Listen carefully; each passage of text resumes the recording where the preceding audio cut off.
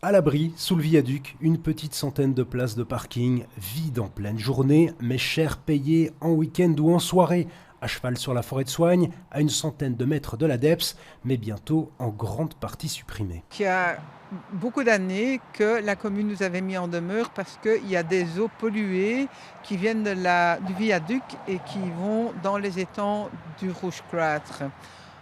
On a trouvé un système pour dépolluer ces eaux. On fait une demande de permis d'urbanisme et vu qu'il y avait quand même prévu de faire une traversée pour la faune de la forêt de Soignes, on s'est dit on va faire les deux d'un seul coup. L'enquête publique vient de commencer, mais le projet fait bondir la commune. Normalement, on est censé avoir une certaine neutralité, mais ici, ce projet nous inquiète vraiment énormément parce que c'est un nœud névralgique au niveau d'infrastructures sportives, à la fois ludiques, forêt de Soignes, Rouge-Cloître, et on a une volonté de supprimer 60 places de parking sur les 90 existantes. C'est beaucoup trop, et surtout, ça ne va pas du tout dans le bon timing. Pas le bon timing, il faut dire que la suppression des 3 viaducs d'Oderghem a été décidée par le gouvernement il y a plusieurs années.